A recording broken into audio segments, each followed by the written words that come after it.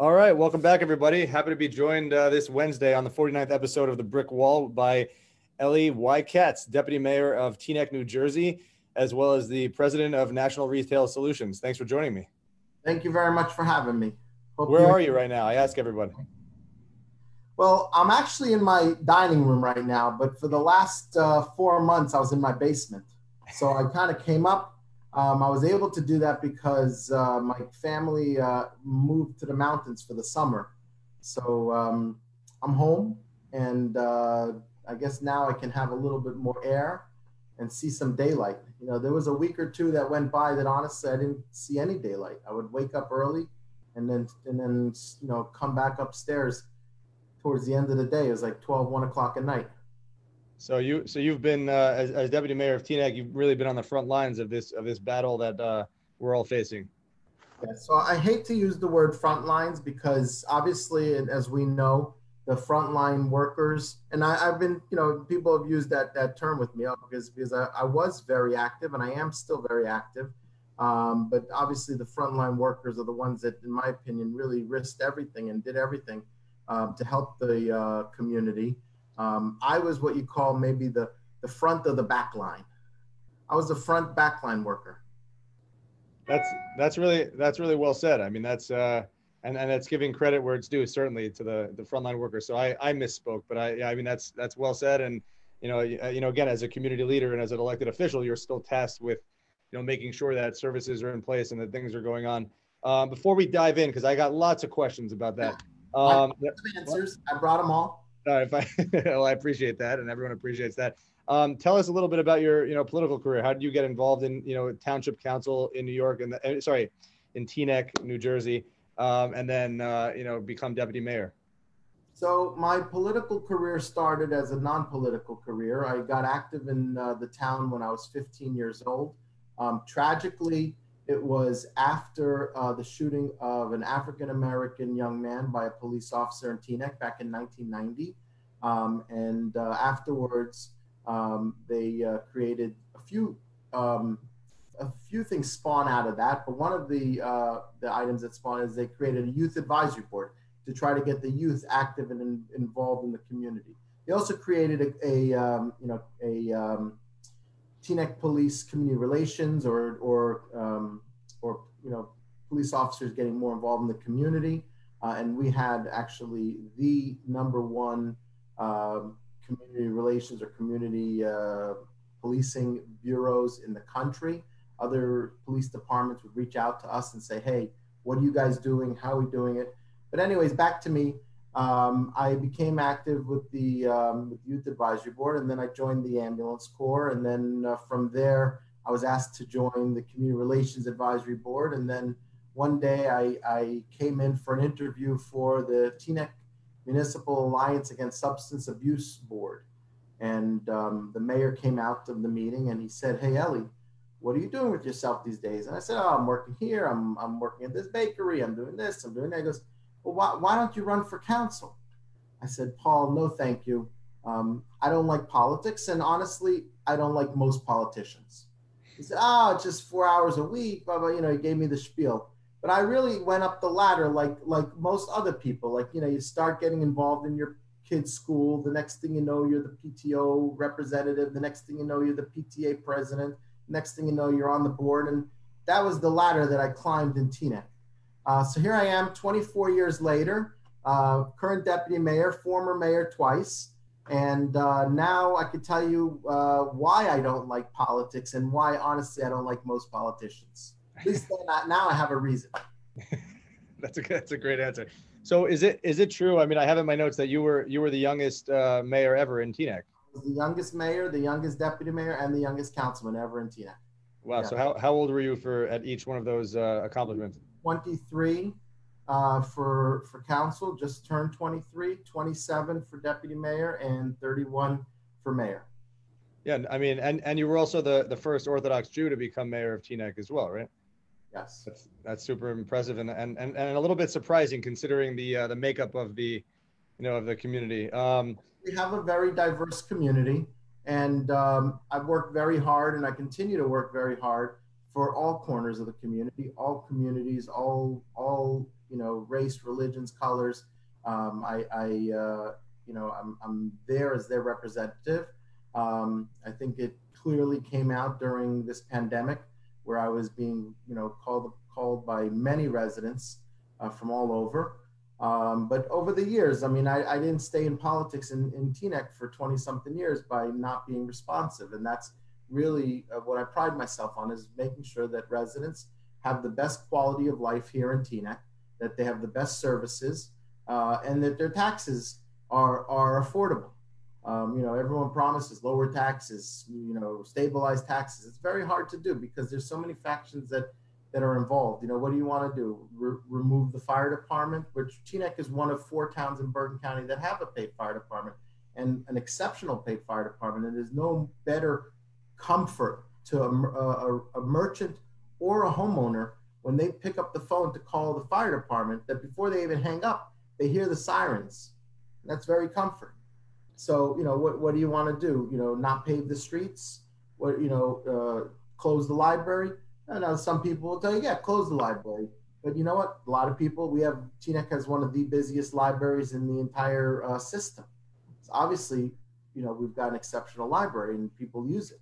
But it's very hard to do, which is manage to stabilize the taxes and the expenses, especially in New Jersey, where on the municipal side, only 30-something% goes to municipal. When you get your tax bill on your house, 58% goes to the Board of Education, 11 or 12%, and it changes obviously, but in those goes to the county, and then the remainder 30-something goes to the town to do the police, fire, health, courts, recreation, parks, DPW, everything else in between.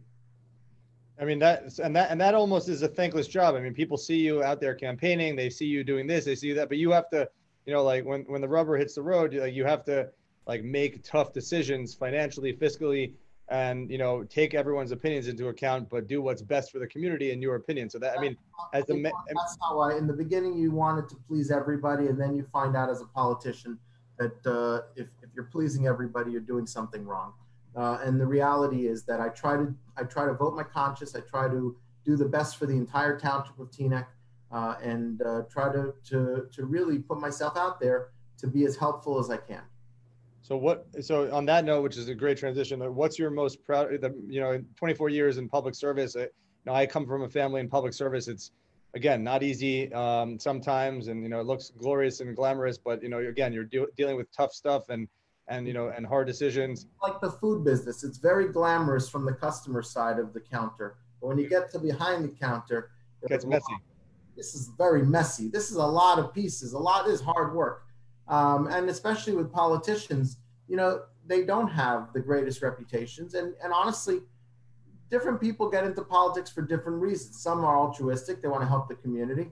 Some want to help themselves and make that their, either to help my business or help my, maybe I can land a county, state, or federal job with this. So different people get into different reasons.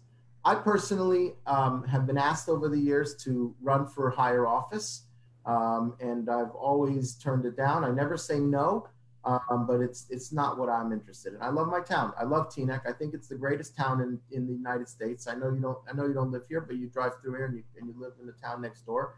But it's a really phenomenal town because it has really a lot of a little for everybody. You want parks? We got 24 parks. You want a handicap accessible playground because you need that? We have a handicap accessible playground. You want a splash pad? We got a splash pad. You want gardening? Listen to this. And I was so amazed at this. We have a garden club. It's a plot of land that has different plots on it where we offer that to the residents to come and plant their stuff. So they can take care of their own little plot of land. Now, most of us are living in homes, 12,000 homes in Teaneck. So most of us have our own garden, front and back, etc. But it's a nice little touch to be able to do that. You want the arts. We have a cultural arts center here that's run by Puffin. That's an unbelievable. You want nature trails? We've got nature trails. So whatever your flavor, whatever the strokes for different folks, Teaneck has it. And it's 12 minutes away from the George Washington Bridge. So if you are one of those commuters, which nobody is anymore, It's very convenient. We're one of the busiest lines for the New Jersey Transit to go to New York, or at once upon a time we were one of the busiest. Plus we got 4 amazing business districts, lots of different restaurants, and you can get any type of food, kosher, halal, anything, any different types of food you think of, Indian. We have everything here in Teaneck. So as mayor, deputy mayor, throughout your 24-year history in politics, what's your most proudest achievement? So it's interesting, I mean, you just listed off a bunch of them, but let's hear. Yeah, let's hear. So there are a bunch of different ones. I guess it depends the categories. First of all, the last 6 years, I was part of the team that brought the municipality a 0%, brought the residents. Everyone's familiar with their tax bills. We delivered a 0% increase. We did not increase the municipal side of the taxes. I explained how it's broken up into 3 pieces of the pie on the municipal side for the last 6 years. That's a great achievement. That saved residents thousands of dollars. We did not remove any services. If anything, we actually added services. We did not, we paved more streets, right? These are the basics. This is what you do in local politics. We talk about streets, leaves, snow. We are one of the pride of, as far as the snow cleaning up, and this goes all over the country, your Facebook. So people may not be able to understand this, but we're these snow days, and we do an unbelievable job of cleaning up. We're the envy of the county of how do we do it. And honestly, I don't know what their magic formula is. They drop some pickle juice, some brines, and then they pick it up with I don't know what the magic formula is, but I praise our DPW for doing such a great job. That's awesome. And that is a huge accomplishment. And again, unless you break it down like that. Isn't it? Don't they talk about, the bottom line? That is the bottom line. Yeah. And listen, there's other great, and we, by the way, how did we do it? We did it because we started development in Teaneck. We took properties that were underdeveloped or completely in disarray, and we encouraged developers to come in and build up, and that brought in tremendous amount of revenue, and also it enhanced the area. And don't get me wrong, it was a heavy lift. There was residents that were against it and actively against it, and I don't blame them. If it's in their backyard, it gets personal, but ultimately it's the right thing for the whole town, and it was the right thing for that neighborhood. And now people are moving on. They're gaining the benefit of the beautiful property, and that's it. The town is thriving. So, and again, my podcast interview series is called A Brick Wall, because I always say that a brick wall is the challenge that you're facing. You got to get through it somehow, get to that other side, whether it's a sale, whatever, or getting to a decision. What's been your biggest challenge as a politician, and how did you overcome that challenge? So, I guess the biggest challenge is the communication. Residents communicate in different ways, and now with the different age groups, they communicate in different ways. So that's one of my biggest challenges is, especially during this pandemic period, I went full daily communications. And I'll get into a little bit in a few minutes with what I did. But one of it, the core of it was with this tidbits that I send out. I send out an email blast every day. And this was, every day during the last 4 months, 5 months. I slowed it down now because, things are opening up and people are getting out there, and, I'm not looking to overwhelm people with information. But I sent them out this tidbits, and it had information with them. But there's some people that are just not paying attention to emails, or they're just not paying attention to phone calls or to mailers, or to, it just goes past them. And now that's very important. Communication, they say it's a cliche, but it's the truth. It's the key to success. It's what builds trust. It's what builds relationships. And it also is what gets buy-in, right? You remember that I'm a public official. I work for all the residents of town. So I need their buy-in to understand why I'm doing something and what am I doing. And that's comes only with clear communication. And trust me, I have lots of people that are not happy with what I'm doing. They have different, that's why restaurants have menus, right? Because everybody has a different idea of what they want to eat today. Absolutely. So, and I also want to, save some time at the end. I want to talk about, National Retail Solutions, NRS, which, again, you wear multiple hats as to, I wear multiple hats. I like to try to keep my politics separate from my business, because I try to put up that brick wall or Chinese firewall, because I don't like to mix the apples and the oranges. But certainly, I would love to talk to you about how wonderful NRS is doing and how it's been growing and thriving. Absolutely. But before we dive into that, a couple more questions about Teaneck, because I was, in preparation for this, I was speaking to some friends, and they were saying that, Teaneck, was one of the first, townships in Bergen County or in Jersey and, in the country, really, after New Rochelle, to close up shop and to have a lockdown or a stay-at-home order. Do you think that was the right move? You guys are seeing decent results now from taking early steps. So yes, we were the first to have our house of worship close voluntarily. We were the first to ask our residents to self-quarantine voluntarily. We got a lot of pushback. We did it initially. I had residents call me up and say, Elie, you have to call my boss because he hears that I'm from Teaneck and that you guys are quarantined and you're not letting me come to work. And people were very upset at me. People really lashed out. Not hundreds, but many. And I got emails, I got phone calls. People were, and I think that over time, as people understood, my wife even was upset at me because apparently she called Amazon and they said they're not delivering in Teaneck. And I was very happy to hear that. But unfortunately that changed very quickly. And now Amazon, and I get 6 or 7 Amazon trucks a day. I don't know why they don't stick everything in one truck, but I guess they have their own logistics, how they do it. But they certainly figured out, and my wife certainly figured out how to order quickly. But anyways, yeah, people were very upset. But now, as time went by, as people understood, as it became a little bit more, out there with the news and everything, other counties, towns, and the state followed, and states followed. And not only do I think it was the right move, I believe that everyone understands that it was the right move now. And we were credited in some of the national media for Teaneck taking this first step and saving lives by taking that first step. I mean, we were the first ones to really, now social distancing is part of our language, but we were the first ones to almost require social distancing by just getting into your house, stay out of the street, and only go out if you really need to. It's voluntarily. And then the other thing that put Teaneck on the map is that we are fortunate to have one of the best hospitals in the country nestled here in Teaneck. Another positive thing of Teaneck, besides the university, we have Fairleigh Dickinson University, but we have Holy Name Hospital, Holy Name Medical Center.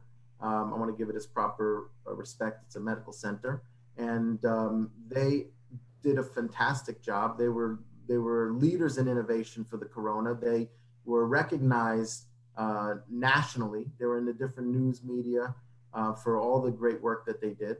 And that also put Teaneck on the map. So I guess they heard Teaneck Corona, Teaneck Holy Name, and then Teaneck all of a sudden became the hotspot. But it wasn't the hotspot. We were as hot as everywhere else in the country. The proactive hotspot. What? But the proactive spot. We were proactive. So, we became a little synonymous with the corona in the beginning. But now, as you see, and the states that, I was sitting watching TV, and I stopped watching TV, by the way, after a week and a half, because honestly, I could not sleep. I was getting sick. I was trying to sleep because I wanted to try to keep my immune system strong. I would take melatonin at night to knock me out to see if that would work. But it was really weighing on me. I was really bothered by what was going on the news.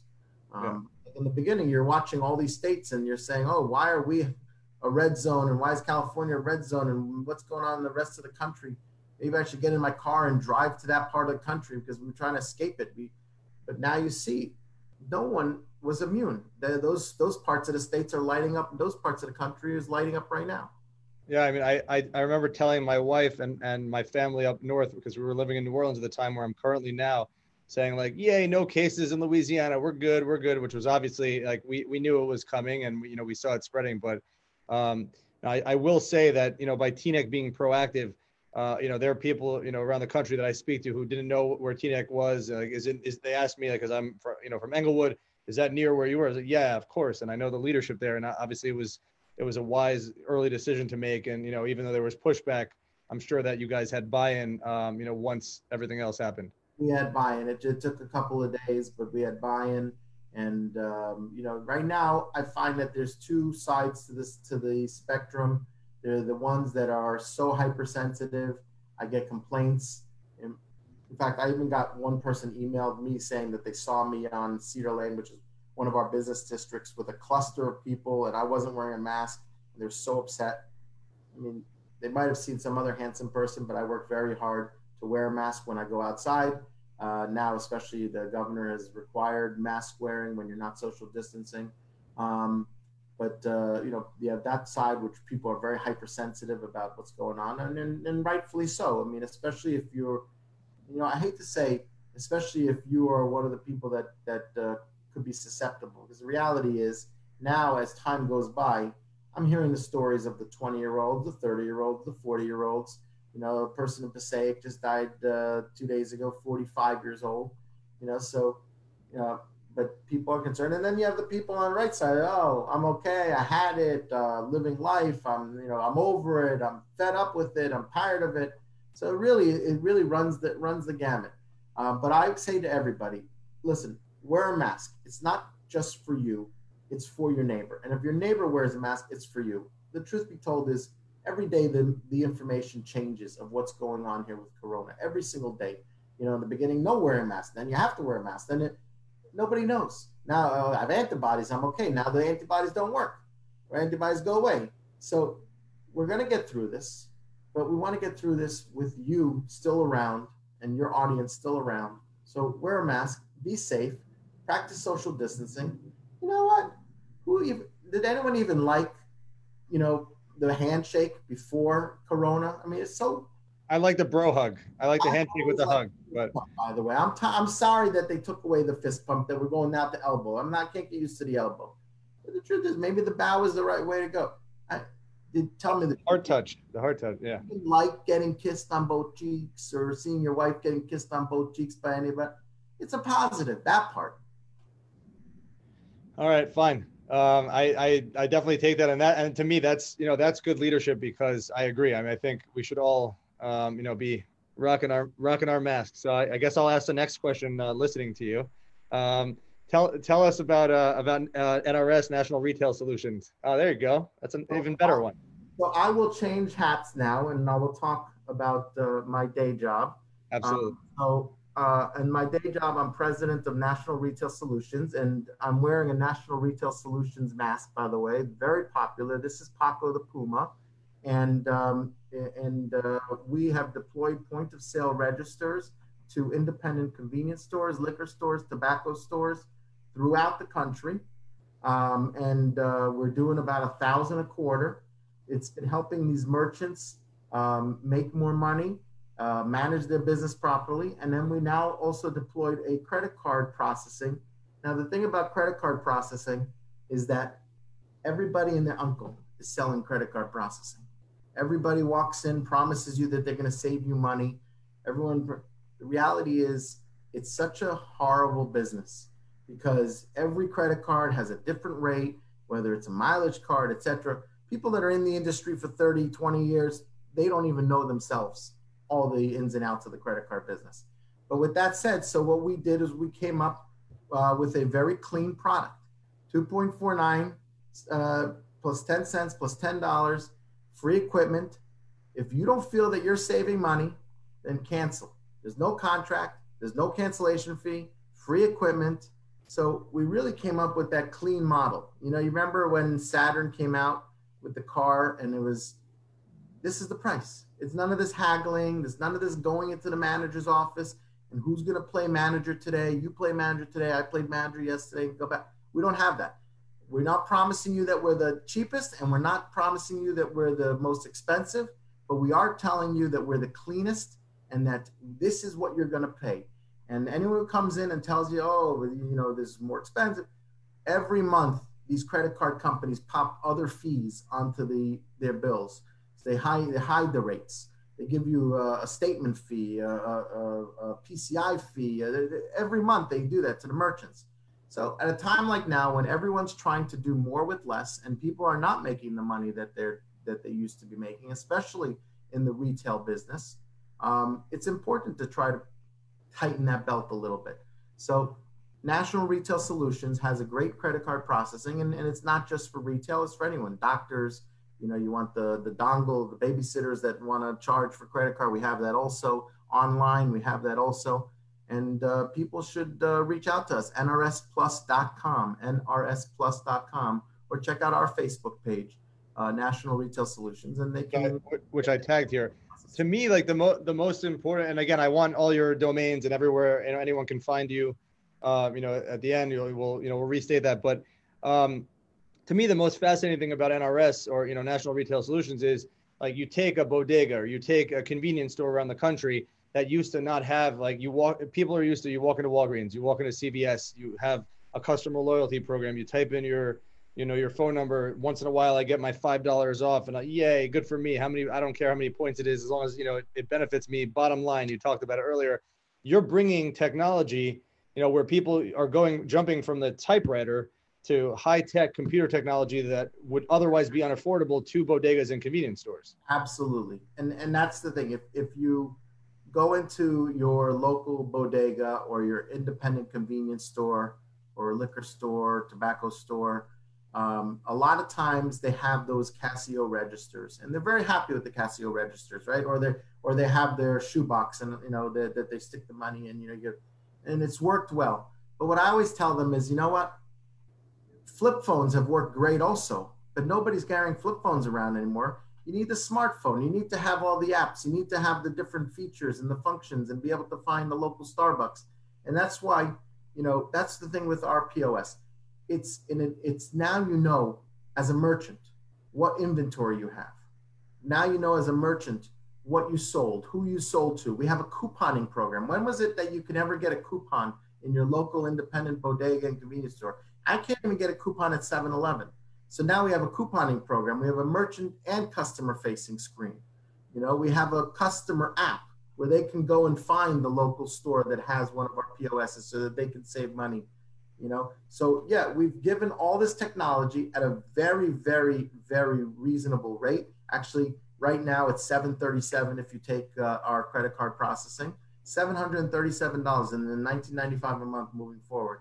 Very reasonable rate, and they've been thriving. Merchants have been doing well. Merchants, for the first time, you know, I say all these convenience stores, there's no one way to you know, they're made up of all different types of owners. But the one thing they all have in common is that they're all entrepreneurs. They all took the risk, bought this space, opened the store so that they could try to make a better life for themselves and help their family. And, you know, a lot of them would go into Costco and see Cheerios on sale and buy a whole bunch of Cheerios and bring it back to their convenience store and put it on the shelf. And they would take down the old Cheerios where they bought it last time that expired now. And like, what did they do? They saved money, but they didn't realize, you know, they saved money by buying in bulk, but they lost money because these other ones expired. And, you know, this added an element of intelligence to their running of their business. And it's been very widely appreciated, very widely accepted, wildly and widely accepted. Just switch the L&D. That's it.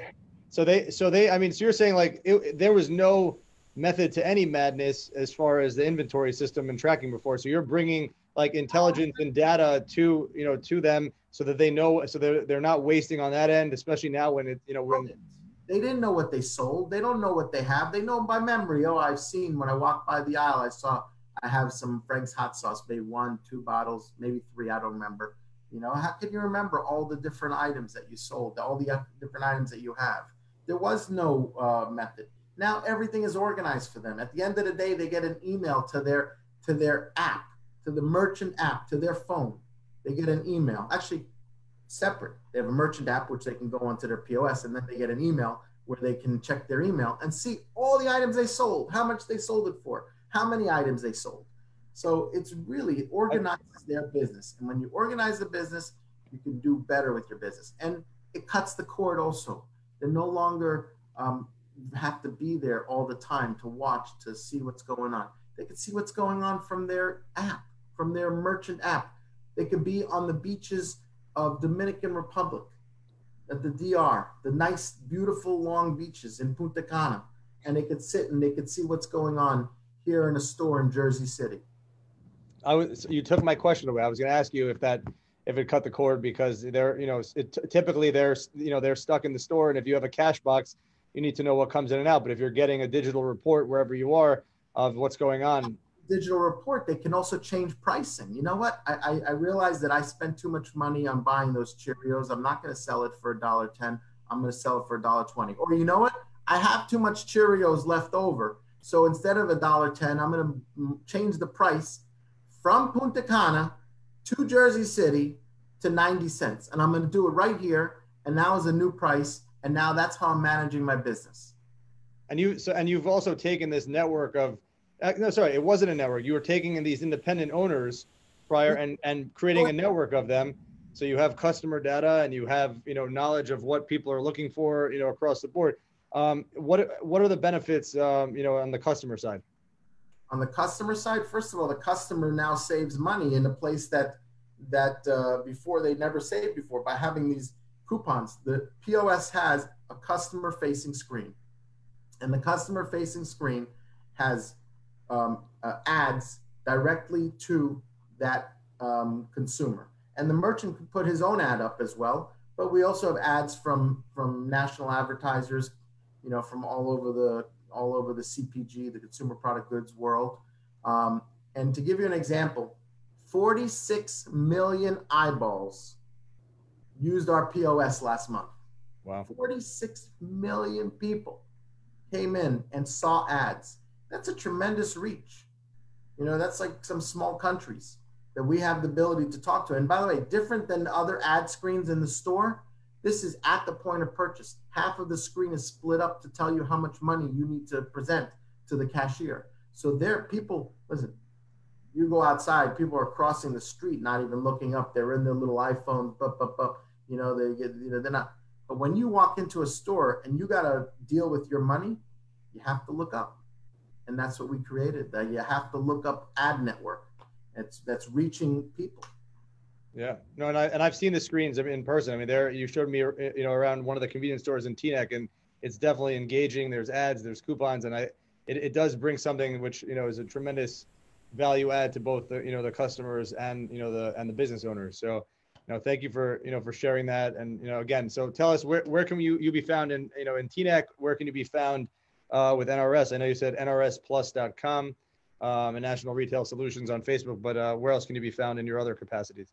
Okay, so like I said, I like to keep my business and my politics separate. Brick wall. That's just the way I live my life. I want to make sure that I don't muddy those waters whatsoever.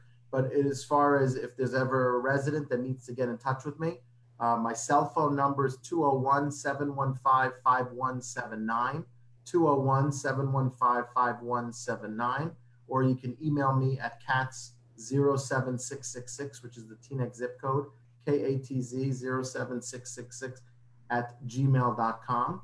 And then with my business, you can go to nrsplus.com if you want to get a POS system, if you want to get credit card processing for your business. All the information is there. And you can call our sales hotline at 833-289-2767. That's 833-289-2767. And I must commend you. I must commend you because I know I've worked for elected officials. I've worked in politics, in my past for a long time. No one gives out their cell phone number and no one gives out their email address. So to have direct access and to be a local, elected official like that, where people can reach out to you. I commend you, to all ends with there. I said that in the beginning, that I believe communication is the key to success. I don't hide from anybody. I don't hide from anything. So if someone has a problem, reach out to me. If I could help them, I can help them. If not, but I will certainly try, especially if they're residents here in Teaneck. I want to be helpful. Well, Deputy Mayor, friend, Elie Katz, thank you so much for joining me. Thank you very much for having me. Thank you for putting this together. I want to tell you, by the way, on a personal note, that you don't realize how valuable this has been. I heard you mention in the beginning that this is 40 something. One of the, I don't know how to explain it other than it was so important for everybody to have some content, especially the local content that you bring during this pandemic to get people through it. People are on edge. People are very nervous. People don't know what's going on. Now time has gone by. Like I said, some people are fed up. Some people have given up. But this content that you provide to people is invaluable and is so helpful to people, to their mental health and to their physical health. So thank you very much. I really appreciate it. Thank you. That's why I didn't take the 12 o'clock spot, because I didn't want to compete with lunch with Andrew. But but I appreciate that. It means a lot to me, and I look forward to working together in the future, and wishing you the best. Thank you for doing all you do. Thank you very much. Be safe, you and your family. You too.